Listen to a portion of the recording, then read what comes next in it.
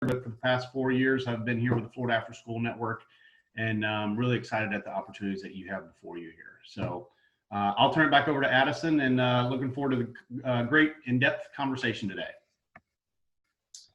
Thank you so much. And I just hit record, and thank you, Jennifer, for reminding me. That would have been a tragedy because there's a lot of people that emailed me and said they couldn't make it this morning. So this will be recorded, and we are going to make this available.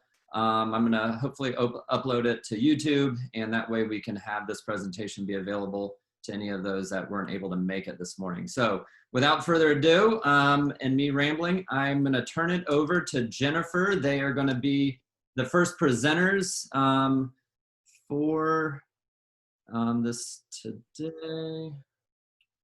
Let me see. I got to admit people when they don't share their screen. Gotta make sure. All right, Jennifer, I'm going to turn it over to you. Thank you so much. And we're looking forward to, Jennifer, we can see the notes, so I just want to make sure. I'm just trying to get it from, I think it has to pause just for a second because I'm trying to get it back to the very beginning. Okay. I'm gonna do a quick stop share and try that again.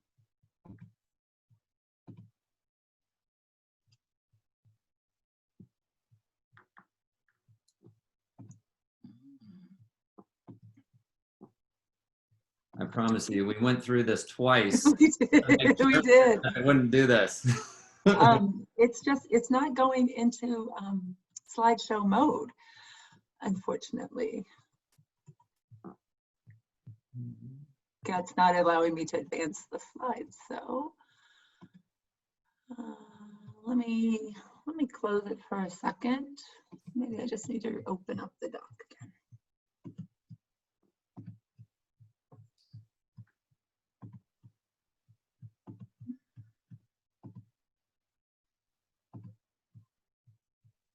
Try it one more time.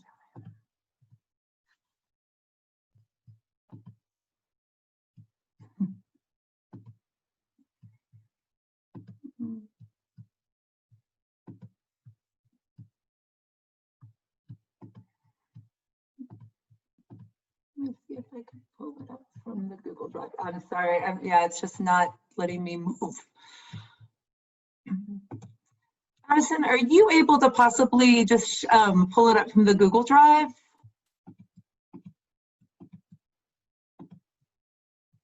Yeah, let me try to work on it from my end, and then if you want to get started, and then hopefully I'll be able to do it on the drive.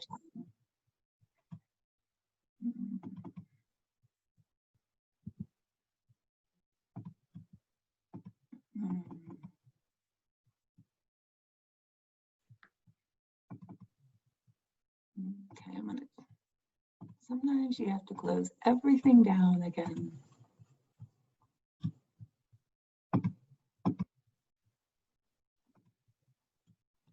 Okay, sometimes that's what you have to do, is you have to shut it down. Now everybody can see the slides, right? Yep. Success. Well, thank you, everyone. Thanks for your patience. This is continuous quality improvement in the work. So thanks for allowing me to join you all today to spend some time as we think about the work that we are all collectively doing on behalf of young people during the out-of-school time hours. I just want to take a moment to really share how much I recognize and I value the work that you're continuing to do and the focus on supporting young people and families and the relationships, especially during this challenging time. And before we go any further, just taking a moment really to thank you for that commitment that you make each and every day.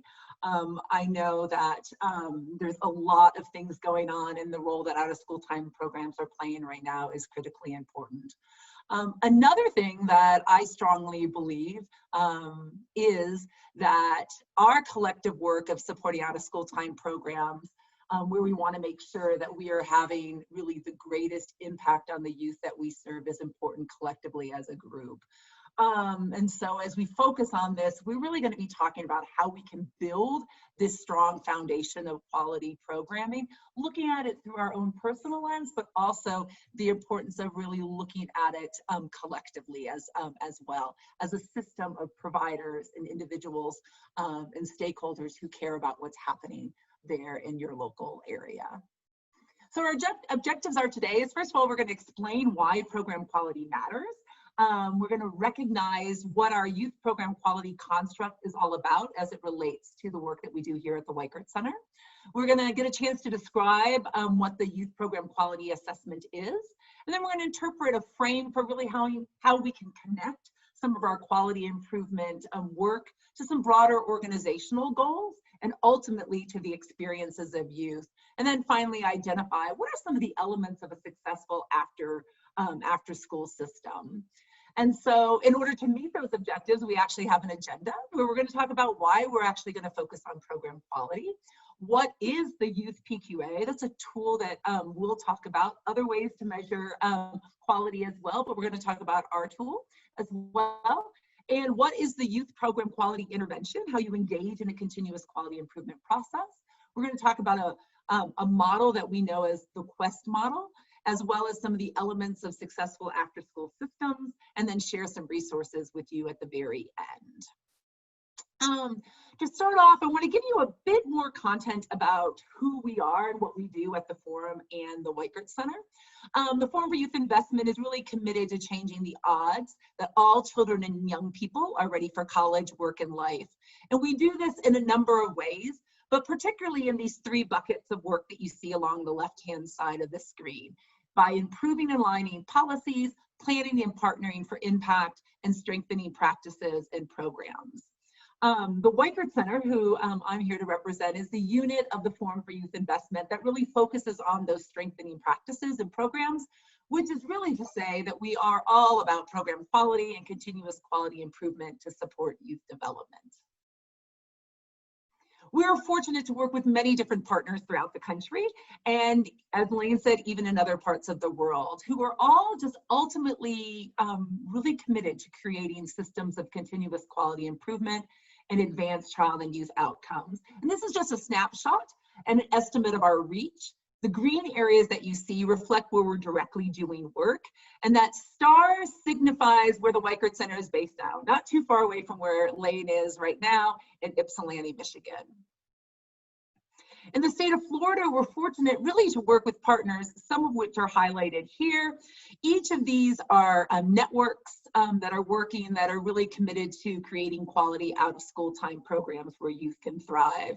Each of these networks, however, also work with a bunch of different types of programs on their own as well. So we have a presence in the state of Florida with a variety of different partners. Now that you know a little bit more about us and what we do, and even a little bit about a little identity of the people in the state of Florida that are involved in our work as well, we're going to spend some time together thinking about program quality and our own out-of-school time programs.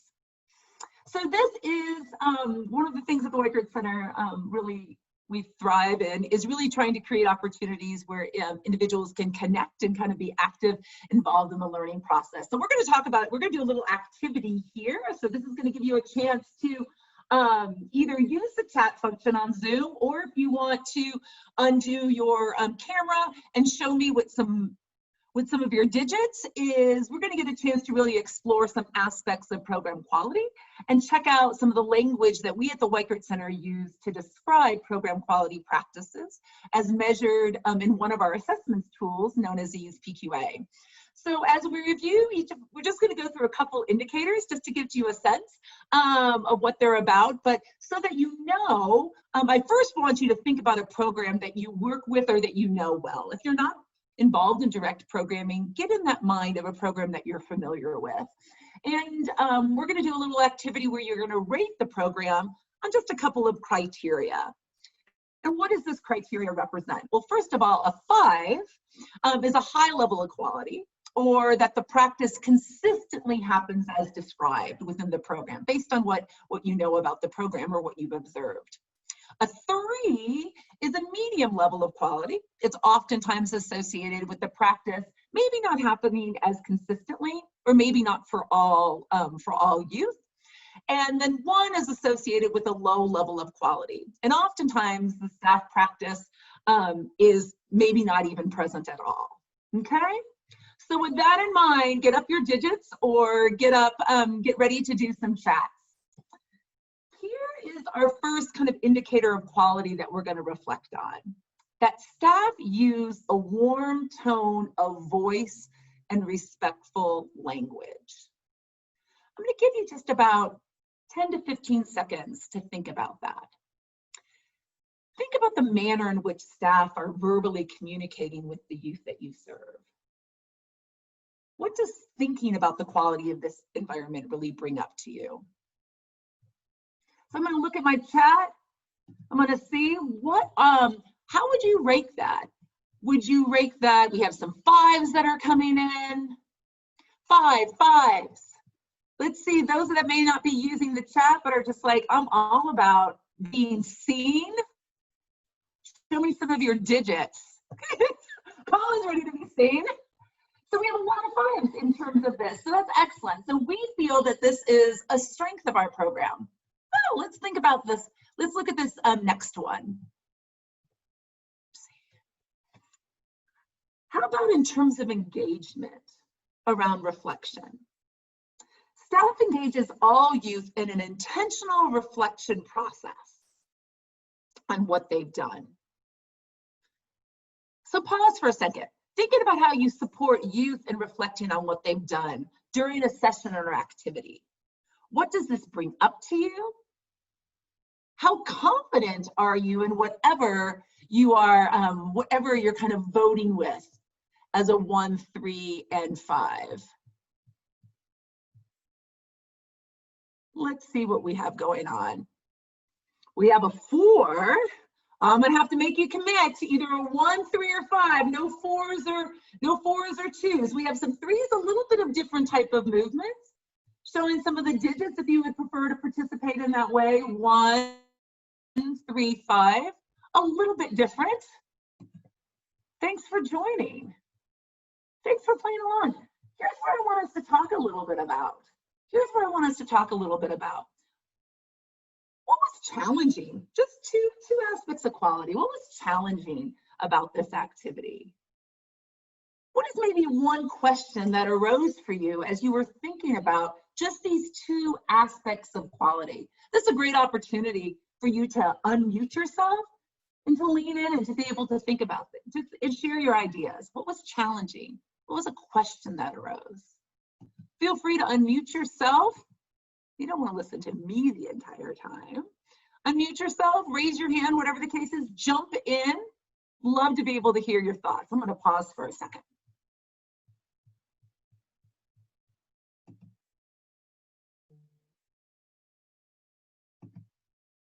Now, don't be afraid to speak all at once. Do not be afraid to speak all at once. What was going through your mind as you were reflecting on your program? Maybe a question that rose up.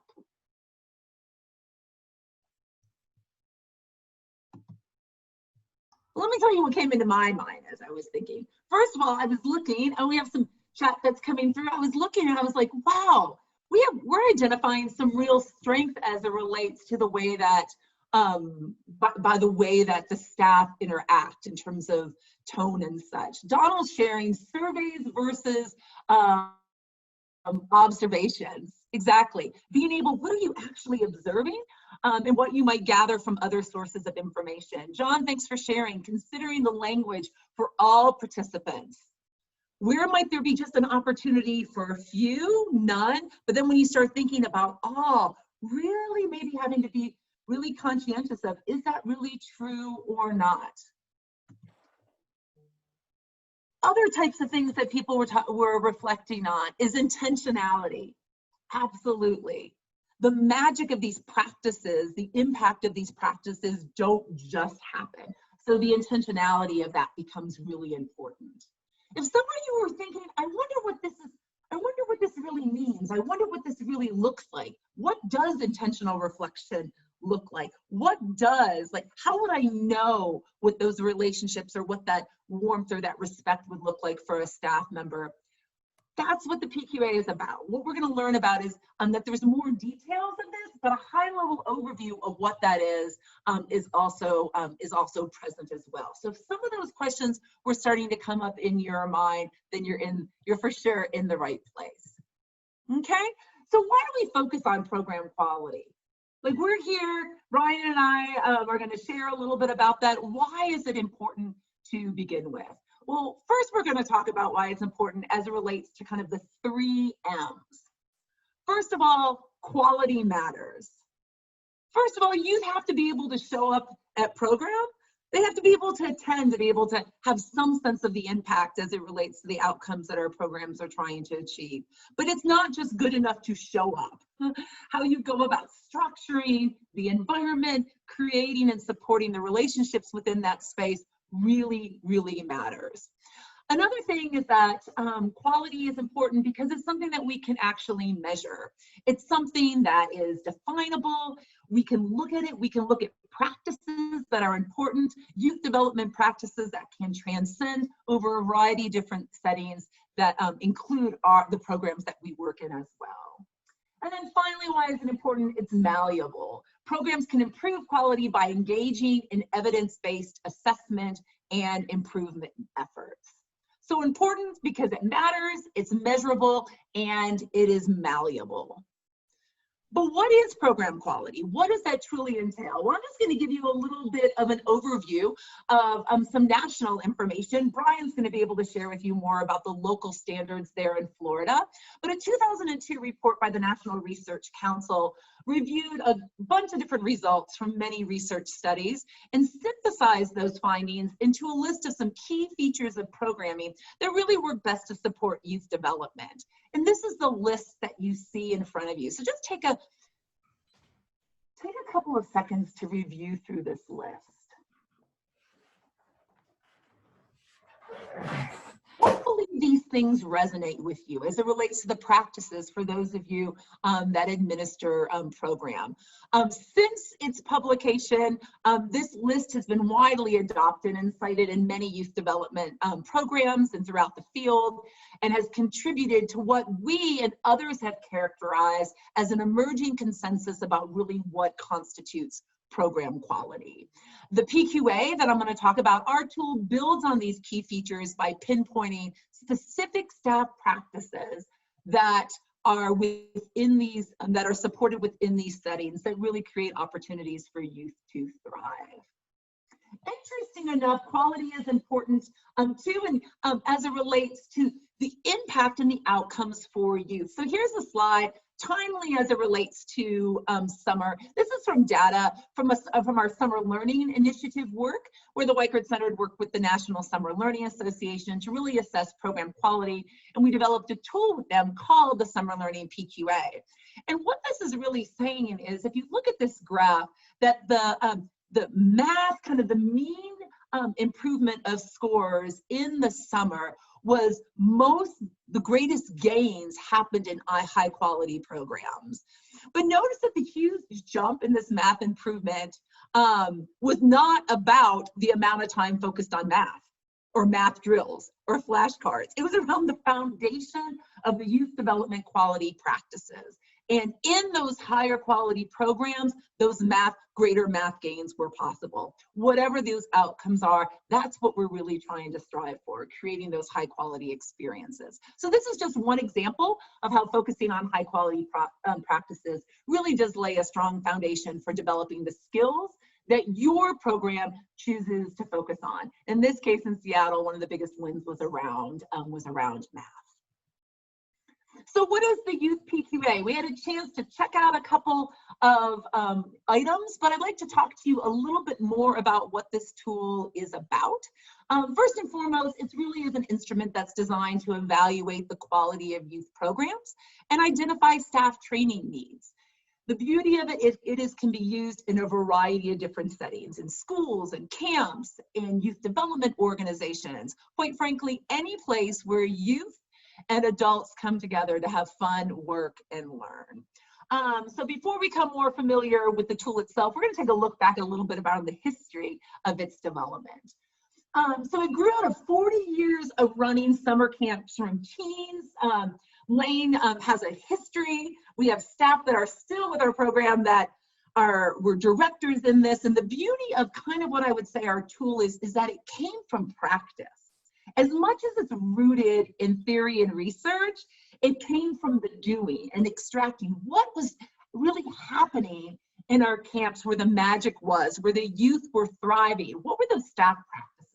So High Scope ran a camp for about 40 years, and youth from both urban and rural areas, and eventually even those youth internationally, would come to camp in Clinton, Michigan. And there they learned skills like stained glass and welding and even folk dancing, all with kids that would otherwise not have had the occasion to interact with one another.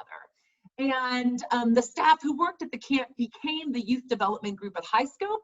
They extracted these best practices, they developed training on those practices, developed the youth PQA, and the rest is history. It's similar, if you're familiar from an early childhood perspective, with the preschool PQA, which was rooted in the Perry Preschool Research Study that was done by High Scope, the longitudinal study as it relates to the impact of early childhood programs. So their tool is a validated tool. So all these practices that we pulled together came together as a tool, and it's validated. And what does that mean? That means there's a huge research study that checked to make sure that what it measures is what we think it measures. A validation of a very laborious process, I can tell you. And what it measures are really the key developmental experiences. So what are the things that adults and kids do that really make a difference for youth, that really make a difference in the lives of youth? So what those developmental experiences are based on the ages and stages of youth as well. The youth PQA, the beauty of it, it can be used over time. For example, you can score, you can use it to like score and use in your program, let's say in the fall, and then next spring, you can be able to look at your practices and see what were the strategies that you put in place that really helped improve practices that ultimately help improve the experiences of youth. The youth PQA, as I mentioned, is intended to measure key development and experiences. And what you see here is our pyramid of program quality. It's the way that we go about really organizing these experiences.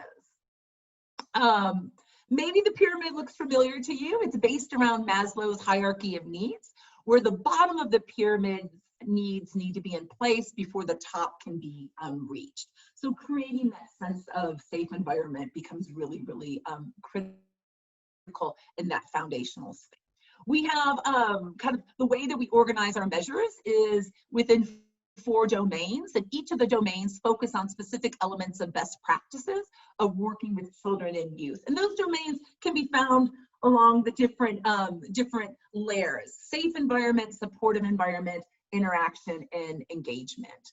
So if we start at the kind of the bottom and kind of provide some explanation, the bottom of the pyramid is that safe environment domain. And it's both about physical and emotional safety. And then above that, we have the supportive environment domain, which is mostly provided by the staff. And so to what extent are those supports in place where they help youth feel welcome?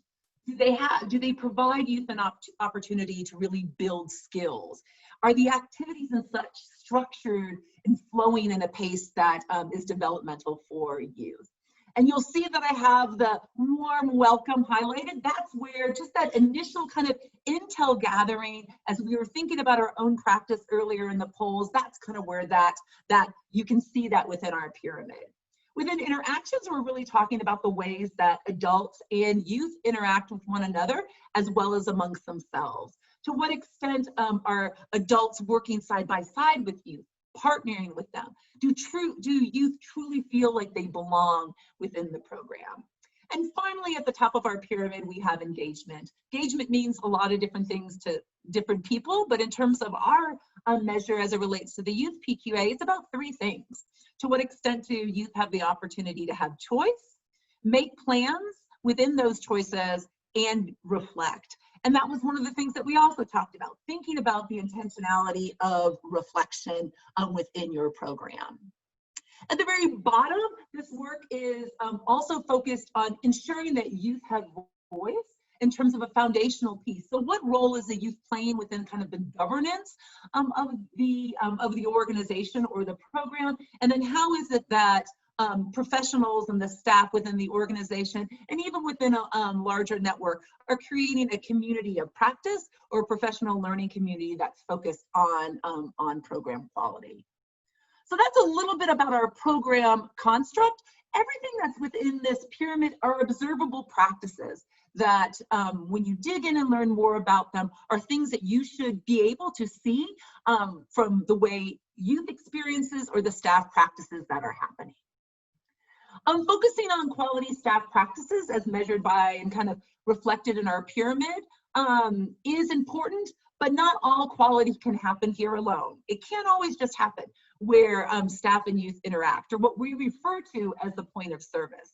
It's also important to look at the quality of the organizational supports for the program offerings assessed as well. We call the observational items our Form A items, and Form B is really about those organizational elements. And so we're looking at the youth center policies and practices, what expectations we have for youth and staff, access to the program, and such.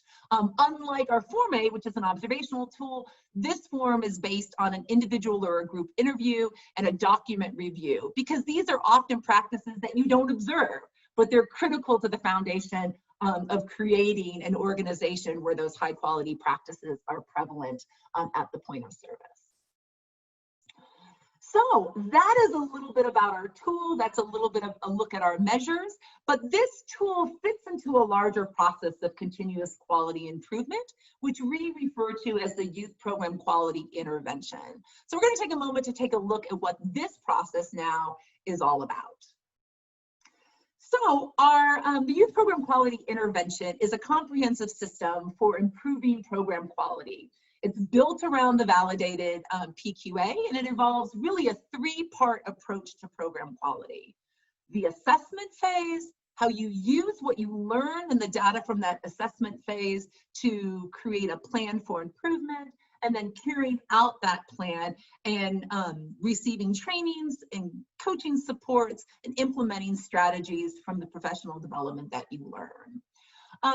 As we begin with the sequence around assessment, in order to identify what staff, their strengths and areas of improvement, you have to be able to assess and use that data to be able to develop those plans. And the beauty of our process is that it's a team-based approach.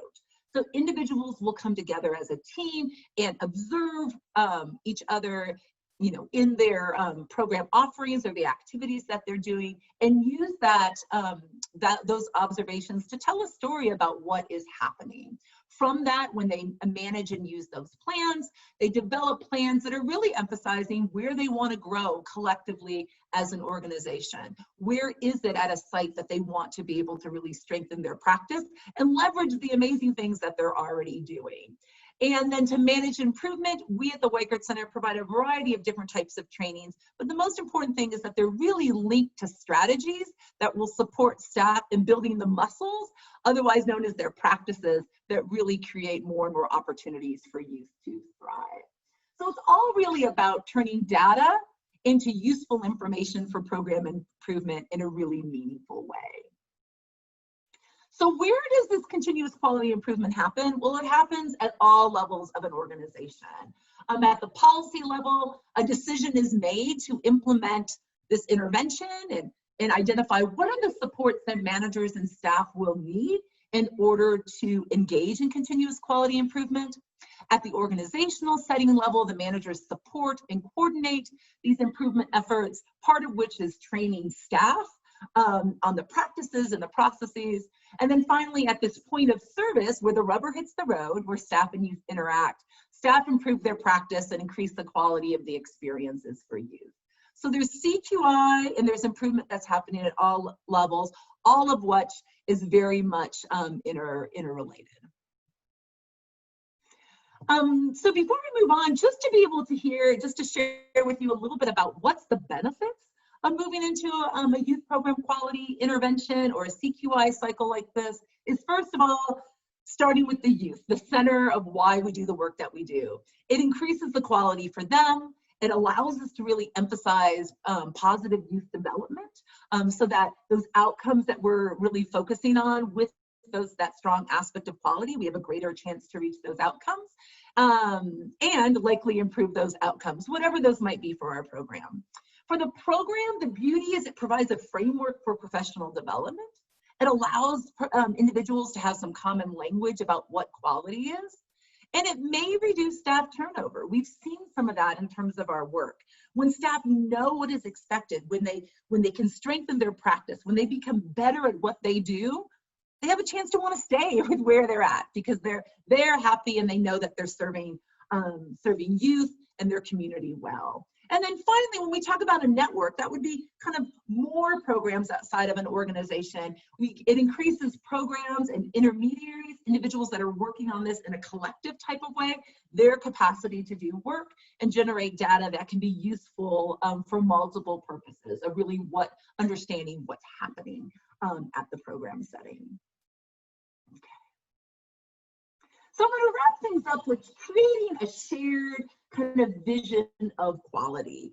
And so what we're going to talk about is, now that we spent a little time reflecting on what quality is, why it's important, and how we can approach continuously improving our practice, it's also important that we think specifically about what skills we're trying to grow in youth and how likely the qualities of the program experiences we provide will grow these skills. And we look at this by talking about a model called the QUEST model. So by raise of hands, making sure people are still awake, who is familiar with the idea of a logic model or a theory of change? Show me by raise of hands. Show me by saying, that's me, in the chat. Ever heard that word? Ever been asked to be able to do that in a grant application? Yeah, some of you for sure. Absolutely. Wendy's raising her hands. And so QUEST is kind of our theory of change. In this case, it outlines a shared understanding of how research has shown that an out-of-school time program is going to promote positive youth outcomes. So it's basically a series of if-then statements. And we're going to start at the left-hand side to determine, and it really helps us determine whether our program is working really the way that we expect it to. So if we start on the left-hand side, if a program is delivered with high quality, meaning high quality instruction, content that they want to be a part of, then young people will be more engaged. If they're more engaged, they'll be more likely to learn something new, like a new skill. And if they're able to learn or enhance their skills, they can apply those skills to other settings and achieve greater levels of success. Okay, but let's break that down. That seems that for sure seems general in the sense, but let's look at that. A quality program does have that interesting type of content.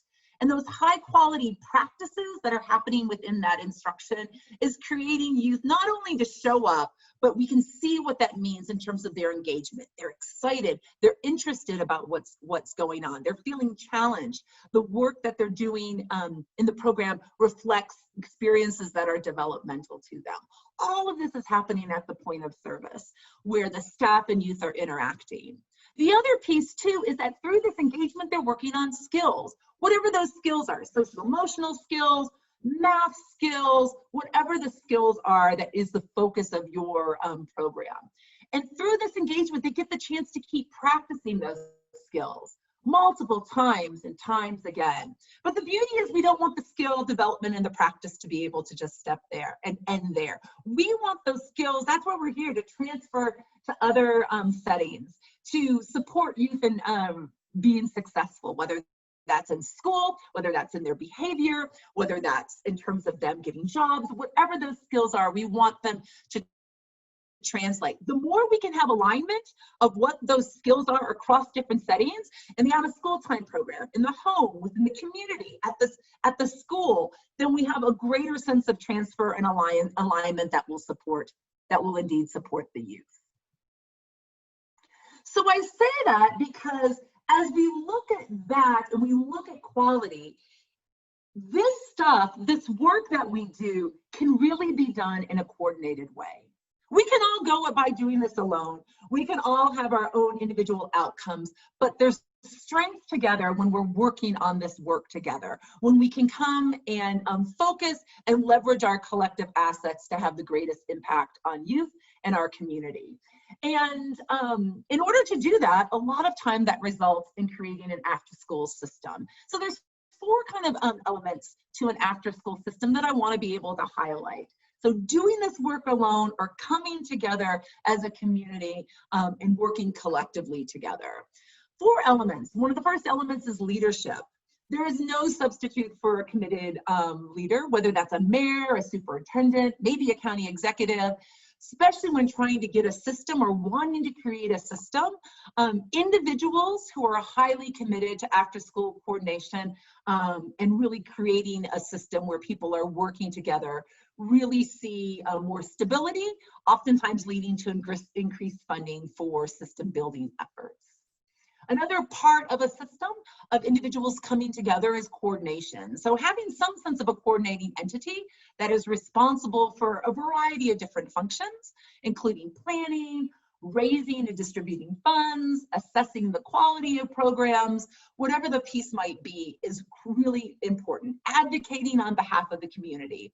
Such centralized types of systems is a way to really, the most important thing is to really knit together disparate programs, raising overall quality and success. Coordination is not a one-size-fits-all. You could do it in a variety of different ways, but coordinating, whether it's through a single entity, bringing together different entities that have different focuses, all of that is really reflected on what are the local needs, but coordination for an after-school system is indeed important. Another important piece is around data. And so being able to have lots of moving parts and understand data, that data really is the oil that I would say that makes all the gears turn smoothly. And so program providers, whether it's city agencies, schools, funders, families, youth, everyone needs up-to-date, accurate information in order to make sound decisions. So to do so at a large scale and create a system, there needs to be accessible data, and it's organized in a way that people can use it and really act upon it.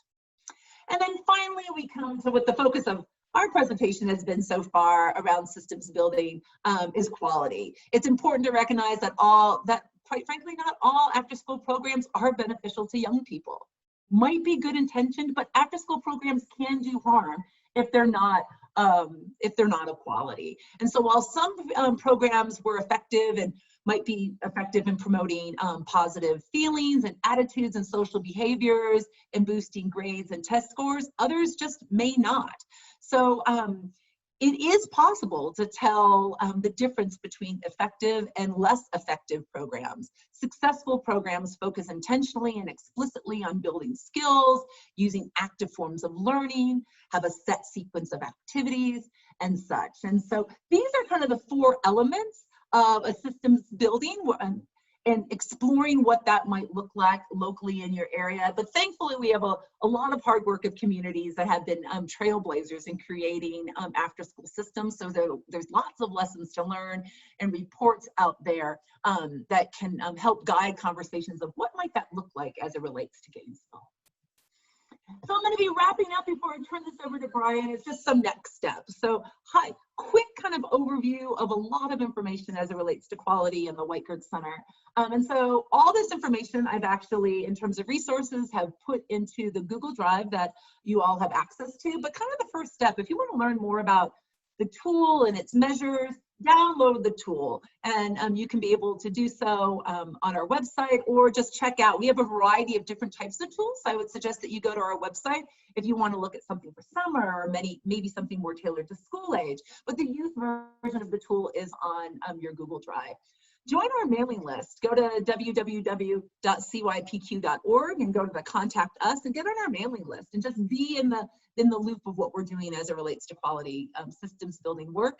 We also have tons of resources on our websites to check out. If you want to know more about how to how you can really engage in continuous quality improvement for your organization and have deeper level of conversations. We'd love to be able to talk to you. I'll provide my contact information at the very end.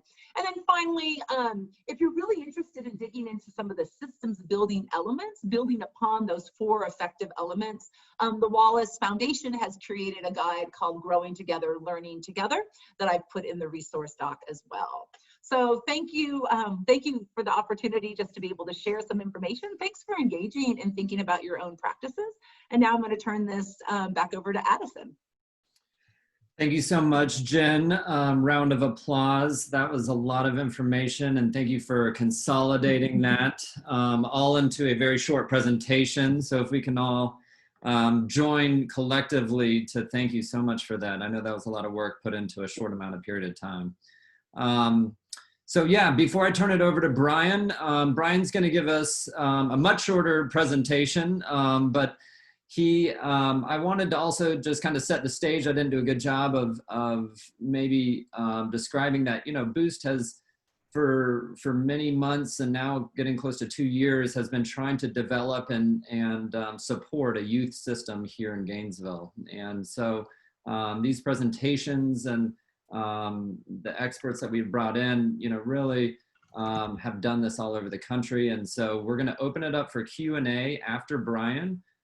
For everybody to get all their questions in, of whatever's, circling in their brain, and then we also will have a poll at the very end for you to be able to collectively put all your thoughts into different buckets, and so that we can potentially use some of that to advocate at policy levels or even grassroots levels, but also to just help guide the youth system here locally. So I'm going to turn it over to Brian. He is at the state level, which, we just got funded by the Children's Trust, or our own tax, tax dollars, but he manages or deals and interacts with a lot of those, similar type things that he'll probably explain all throughout the state of Florida. So Brian, I'm going to turn it over to you and take it away.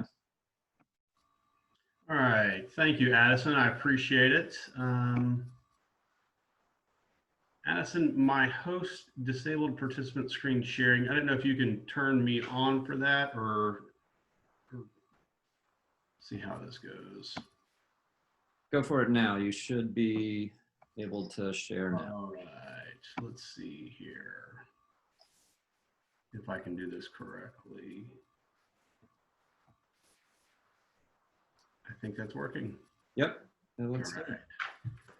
All right. So, all right. Well, thank you, Jen. That was a tremendous amount of information, and even it's helpful for me to hear. And this is the work that we're in. So, just a quick introduction to myself again. Brian Hickey, director of the Florida After School Network, and the network is a statewide nonprofit. We're based here in Tallahassee, Florida. And we provide unified leadership and advocacy for the development, enhancement, sustainability, and accessibility of evidence-based, high-quality after-school and summer programs and policies statewide. So our vision for the network is that every child has high-quality after-school opportunities that are accessible, affordable, accountable, and inclusive. And so for us, we really have 2 areas of focus for the network, and really the importance and improvement of quality, which on the right of the screen here, you see the quality standards, the cover there, and we go out and we promote the Florida quality standards and self-assessment. But our other bucket of work is really effective policy. And that's on a local, state, and federal levels that we work with policy leaders on advocating the importance of after school and summer learning. And what you're seeing there in the middle of your screen is a report that we just released in October of 2019, which feels like 6 years ago. It really, I hope you have an opportunity to take a look at it, because it really paints a picture of after school and summer learning in the state of Florida. and addresses some of the challenges that communities like Alachua all across the state are facing, and that we don't have enough resources going into this industry.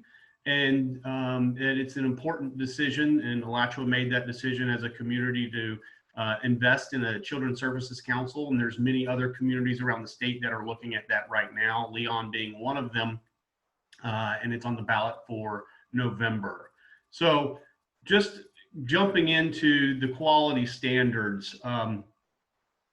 So why high quality after school is important for the state of Florida. Jen had a really great slide that really broke down 3 different components of it. And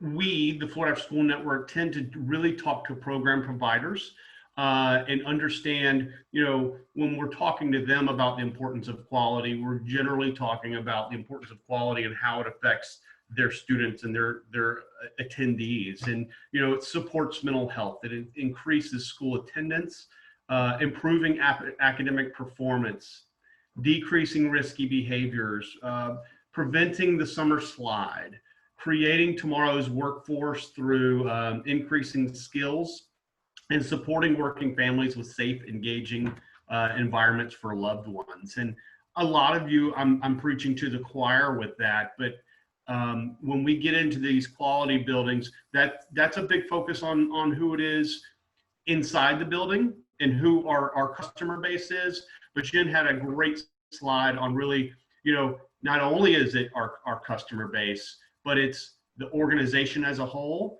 and it's the community as a whole. And each one of us can do self-improvement, which will improve us individually. But as we get more involved on a system building, it really generates a higher quality community. And I think that's where Alachua has really made commitments to in the recent past. So the Florida quality standards were developed years ago. And the standards recognize that each after-school program is unique with varying missions, philosophies, and local and state regulations. So they serve a diverse populations. They're very broad and with ethnicities, age ranges, interests, and values for programs. And the standards are not intended to dictate policy or practice, but they're intended to suggest and offer strong foundation for individual quality program building. So, I jumped ahead, sorry. The standards are broken down into 7 different categories with guiding principles and 48 quality standards. So that's 7 guiding principles and 48 quality standards. So those categories break down with admin and organization, program management and staff, the communication and interaction, program structure and activities, health, safety, and nutrition, program environment, and family and community involvement or community engagement. And so the importance of these quality standards, and Jen had another one, great slide that I may have to go back and steal because I loved it, is that quality is measurable, which equals growth and truly allows the improvement of self or organization and community as a whole. So the quality standards really break down what the evaluation is, but the second tool that we have is a self-assessment and improvement guide. So if you look at the quality standards as almost like a brief, but the self-assessment guide is truly the document that gets into the meat and potatoes of evaluation and self-reflection on the program, on all of those different categories, on all those different guiding principles. So where the self-assessment guide is intended to be supportive and user-friendly, it's to help the providers improve the program and services. The guide lays out a roadmap to support and facilitate efforts for providers to self-assess and improve their programs. So the quality standards are a supportive tool for individual program to self-evaluate, and systems can be built around it. But as it sits today, it is a singular program support. The Florida After School Network really, you have the full attention of the 100% of our staff today. As I'm a one-man band, and Jen and her team have a tremendous amount of supports that allow them to dig in on a more community-wide level, while these tools for our state are wonderful tools for programs to go in that may not have a system. There's, I think, 12 Children's Services Council in the state of Florida right now. And I think 3 of the 67 counties that are out there. So the quality systems that we have at the Florida After School Network are truly helpful systems, but they are really designed for a singular program look. And the system building can be put around it. So jumping to our other real focus of work is the policy side of things. I shared with you the State of After School and Summer Learning in Florida report. All of this can be found on our website, and the report was cumulative of about 2 years worth of work that really helped us map out nearly 8,500 after-school program providers in the state of Florida. It's not conclusive of every single one of you, and if you're not in there, I would love to add you to the maps. So what we did was we used information that we had either through collection of survey data or reports through 21st Century, programs that use school readiness funds, and Department of Children and Families that recognized licensed and licensed exempt programs. So that's where we came up with the 8,500 programs. I know that there are programs that are out there today that are not in our maps, but we'd love to get a more comprehensive look at that.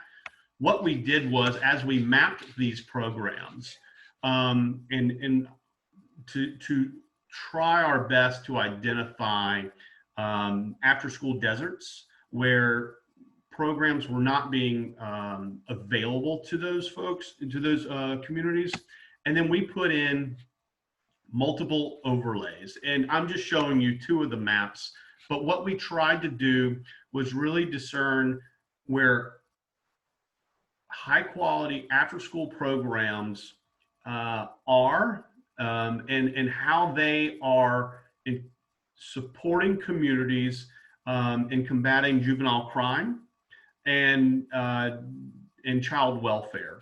And so you can see the variances of information here that we have, and this is just a snapshot. It's a much more engaging map on our website, and I would welcome you to go there.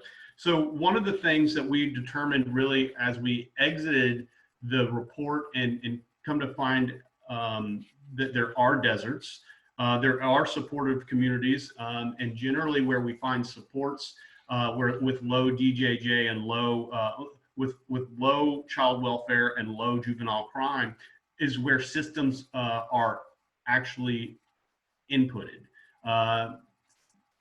System improvement for communities that are supporting high quality after school and summer learning.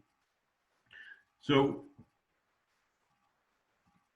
jumping ahead here. So what I encourage you to do is continue down this path. Continue down this path of improvement and self-evaluation and system building so that Alachua can improve and really develop supports for the after-school programs. Weikart is a tremendous organization. I think the communities that Jen shared in Jacksonville with Kids Hope Alliance, Palm Beach with Prime Time, and I know the Miami Children's Trust, all 3 of those organizations are CSC funded in one way or another. They have those funds and they are able to design those systems. Those are world-class systems of quality improvement. And I'm not saying that just because Jen's here on the call. I'm saying that because I say that every time, that those systems that are put in place are truly supportive of community development and the families and children in those communities. I know I wanted to be as brief as I possibly could. There's a lot more information out there on our website, floridaafterschool.com, and just let us know if there's anything that we can be a part of. I know everyone's newslettered out. We too have a newsletter, and that is, I promise not to bombard you with it, but it is supportive, it is helpful. And we try to focus on a couple different things that are really helpful. We share policy changes, we share research, and then we also share funding opportunities and grants and things that are out there. And really, I'm excited for Alachua County and the opportunities that you have before you. And I'd be happy to answer any questions as we kind of get into that time of the presentation here. So I will stop sharing, Addison, and turn it back over to you.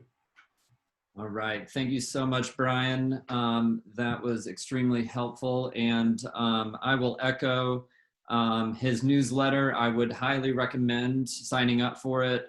It is a lot more localized, and it does have a lot of good information about what's going on in the state, funding opportunities.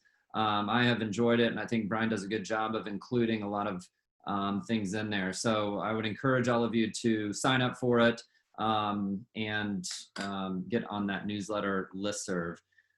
So thank you, Brian, for that presentation.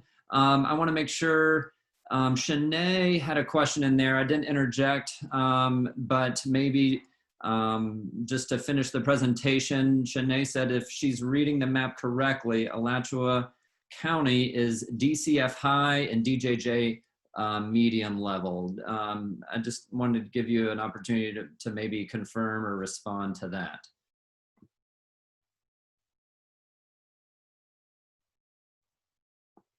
Or Brian, I think you're muted. I am muted. I gave you all the answers. Sorry, I can't go. I apologize. Yes, I can jump into the map and double check the Alachua County areas.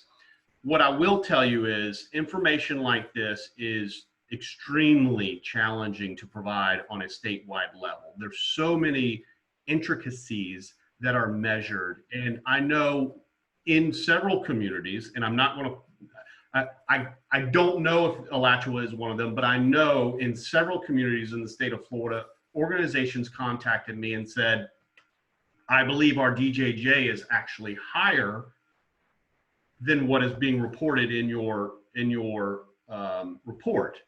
And a lot of it reflected with Baker Acts. Sorry, I had a, so if the increase of Baker Acts decreased the number of juvenile delinquency, I can go back and verify that, Shanae, and really get into that, but I know there's a lot of intricacies. We tried to be as simple as we possibly could with high, medium, and low. And to do that, it was really to help us paint a picture and a story for us to kind of further the importance of investing in high quality after school. So it wasn't something that we could get into with actual percentages, because we wanted to be able to look and compare communities and how the investments are supporting this and how non-investments are not. So it really helped us paint that picture a little bit better, but I will go back and verify that for you.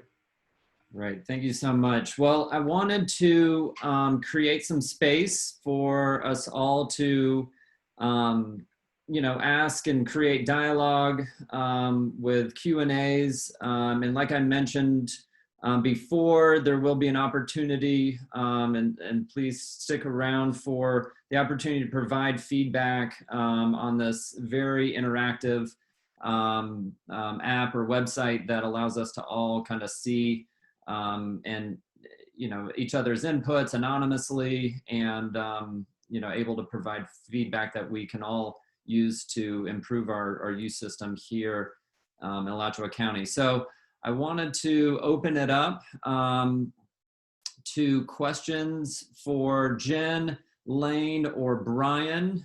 You can either unmute yourself or put it in the chat, and I will, if you put it in the chat, I will read it off and allow the presenters to respond. But feel free to unmute yourself. I'll look at the chat real quick.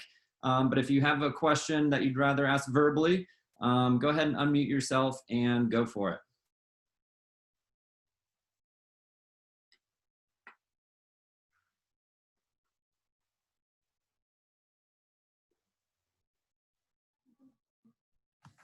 I have a question for you, Jen. I'm Christy. I'm with Girls Place here in Gainesville.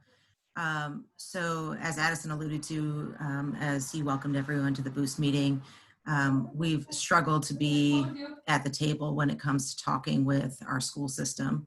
So do you have experience, or can you guide us towards a district where there were challenges with them connecting with out-of-school providers, to where we can learn from their experience? Yeah, Lane, do you want to? Sure, yeah, I can jump in.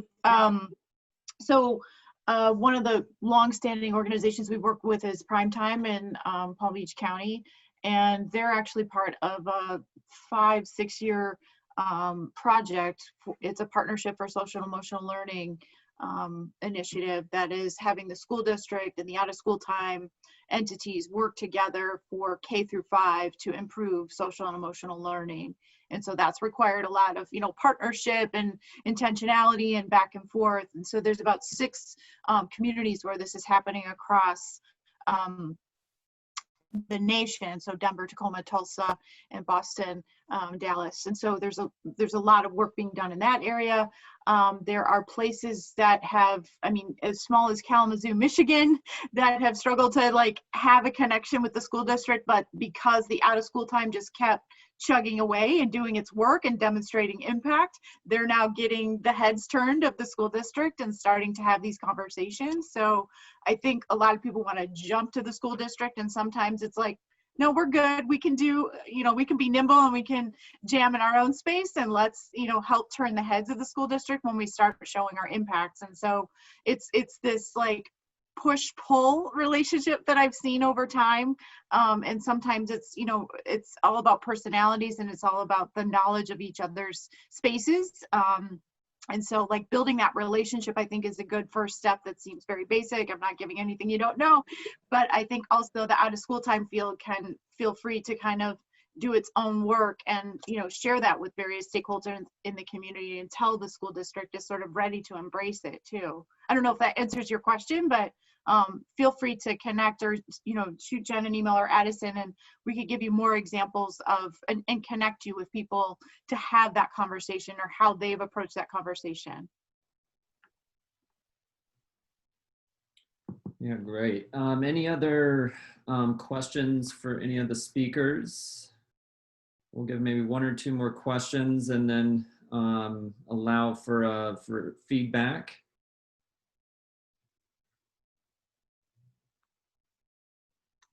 So it looks like there's something in the chat around that Donald asked about. I know we're looking at after school as a whole, but are you aware, or have either of your agencies identified current trends or resources for staff development specific to trauma-informed care? I don't know who wants to take that. Maybe we can start local. Brian, is there anything?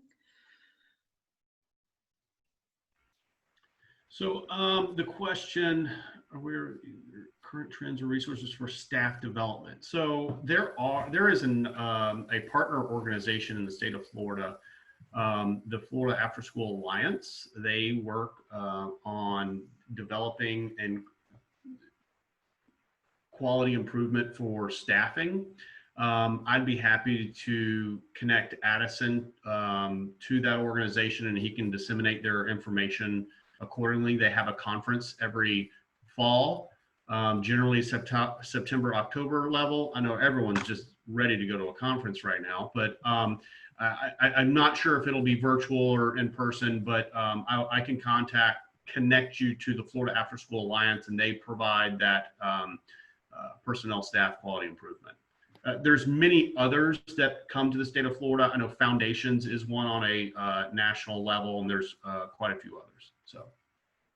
And I don't know if Jamie or Carrie or even Christy maybe is able to. I know there is a local training available that we're also looking at. Instead, Boost canceled its in-person conference, but we are trying to make available a trauma-informed care training available system-wide. And I don't know, Jamie, if you can put in the chat what that training is specifically called, and maybe provide a contact for it or a website, that would be amazing. All right, feel free to continue to put things in the chat. However, I want to be respectful of time, and I wanted to, Jen was very kind to designed a very cool opportunity to provide input and feedback based on the presentation, but also just as a community of youth providers. So Jen, I'll turn it over to you to maybe describe what it is and how people can access it. Yeah, sure. I think there's a raised hand, so I don't know if you want to take that, really. Yeah, Donald.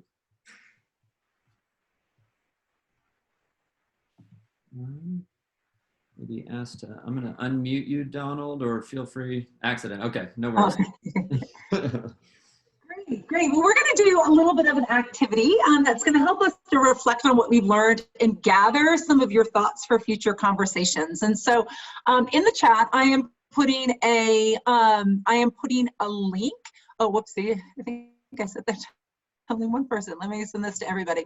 So you don't have to copy that. You can do one or two things to be able to join. You can either click on the link that is in the chat, or you can take your phone and you can be able to click on that code. And what we're going to do is I'm going to open this up so that we can be able to see what's going on. So let's see. You will be asked, so a couple things, when you click on the link or you join, it's going to ask you for your email account. It's asking you so that it will send you a link to what we're going to be creating together. So just want you to be able to be aware of that. And I'm going to show you then what we are going to do.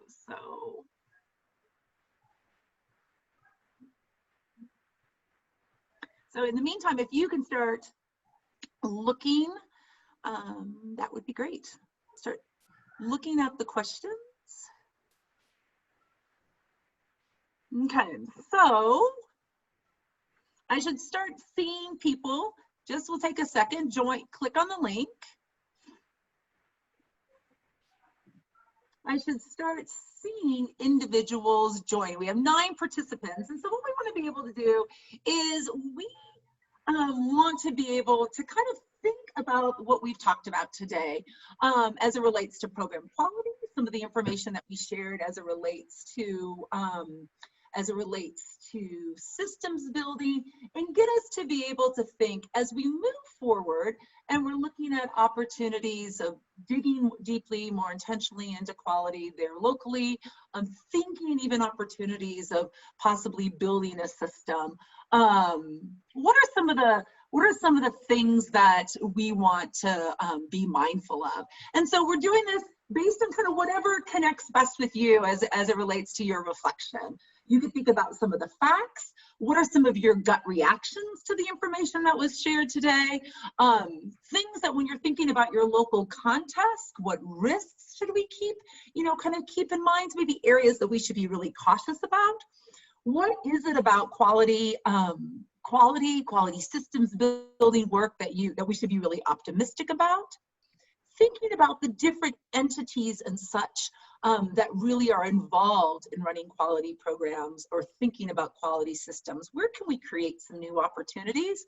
And if we really wanted to be, and this was really, I think this was really valuable when at the very beginning when people talked, when it was mentioned about intentionality. If we really want to be intentional in terms of building and thinking about quality, what systems and processes will be needed? So this is a big just brain dump of information for you to be able to think about what's percolating in your mind, what continues to percolate in your mind. As you can see, people are adding comments. You don't know who's adding those, so feel free to be to be honest and put that information, but give you a couple of minutes just to be able to generate your thoughts and your feelings. Some of the things that we're seeing right now as it relates to some of the facts is just knowing what exists in terms of PD, kind of what is the current status of program quality in the country. Move to skip around to some of the cautious things. Can this be funded? Great things like if we're going to do quality work, what are the systems and supports, and can it be funded? Interesting in terms of too much information too soon. What's the follow through going to be able to look like? Some of the benefits. There's a conversation that's happening with many different stakeholders. So the opportunity that there's already maybe some work that's coming around and different people are kind of represented in those conversations. When we look at some of those feelings, thanks for those that keep adding in. What are your gut reactions as it relates to some of these pieces? Yeah, does the PQA count for cultural responsiveness? Opportunities for some, system-wide PD for sure. And Jen, I'll interrupt. I want to make sure I mentioned that while in some of the comments are speaking to it is, Boost is currently and will continue to advocate for this idea of quality improvement, professional development, to be not just another burden on an already strained after school network or summer network of providers, but actually to advocate that if any of these assessments or quality improvement or professional development is required, that the funders or that the local system funds these requirements or these professional development opportunities. So that way that, all of the, whether it's at the Children's Trust level, at the United Way, the Community Foundation, I know there has been a lot of hesitation and questions around, well, if we, force this to be upon providers, will there be support for this, and financial and logistical. And so I think that, we will continue to advocate for that, but any suggestions on how to advocate for that. And I know at least the initial conversations, it has been well received on providing support for that. And so I wanted to make sure that while I didn't want to put any of those major funders on the spot, I did want to let everybody know that we are having those conversations and that they developing that is in the works.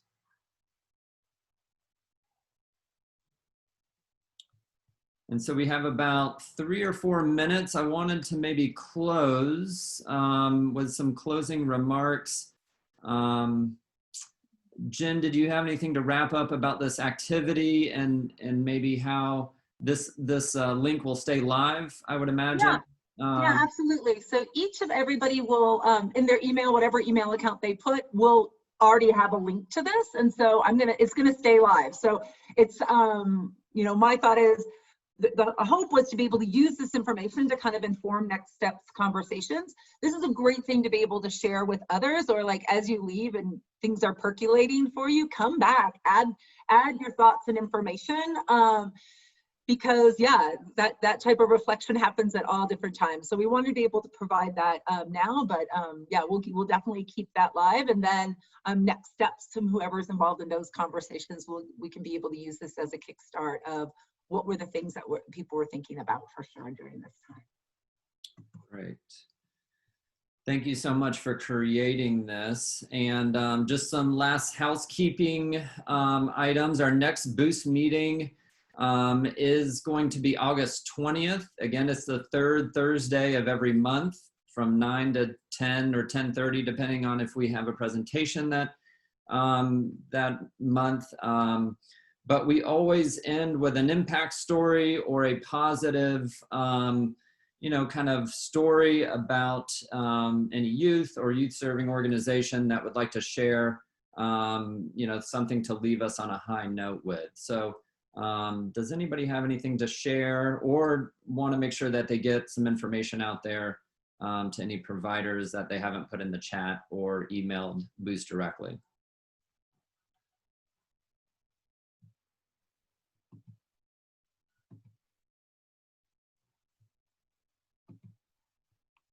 And I'll give a few more seconds and then I'm going to really put some people on the spot.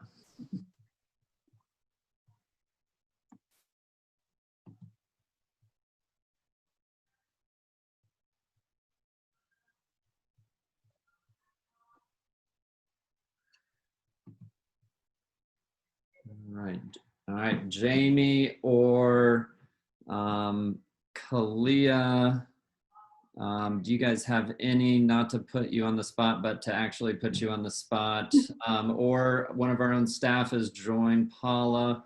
If anybody wants to end us on just a very 30-second to a minute, or Shanae, that just took her video off. I'm going to call you out. So, okay, I'll share. So the positivity is that I've stumbled upon that Ames, actually, one of the students there is my niece. So I'm very excited being a person who's very concerned with equity and how they're being served. There's two after-school organizations I think are phenomenal, which are Girls Place. So I got to see Miss Christie this morning, and then also Ames. And so my two daughters and my niece are all here with me. So it's very exciting to have been on this call with those groups. Very cool. Thank you, Shanae. And I really thank all of you for joining this morning. I know it's early, and for those of you who stood up for the school board meeting till midnight, I know it was an early rise, but I wanted to thank all of our presenters as well. They put a lot of hours and prep into this. And so, like they said, all of the presentations and supporting material will be available in the shared Google Drive. If you don't have access or you don't know what I'm talking about, please email Boost and we will share that with you. It's in the meeting minutes or agenda. Every month is filed away. Any last closing words, Jen, Lane, or Brian, before we close out? No, just thanks for the opportunity, and just appreciative of the time and thankful for the work that you continue to do day in and day out. Yes, Yeah. just a quick thank you to everyone, and say thanks for the opportunity to be in front of you. And I look forward to connecting with each and every one of you and sharing best practices as we move forward. So let's keep up the great work, and looking forward to learning more about Alachua and all the great work that you all are doing. I'll echo that and piggyback to say, just look forward to continuing this conversation with the folks who are in the Zoom. Yes. Well, again, this is recorded, and we're going to upload this to YouTube and share it amongst providers so that everybody has access to it. So thank you all so much for joining. I hope it was helpful, useful, not too overwhelming or underwhelming. It was motivating and encouraging. So thank you all for attending and your time, and we will talk soon. And we will stay in touch about a further conversation between out of school time providers and the school district and the reopening plan for schools. So we'll be in touch about that. Thank you so much.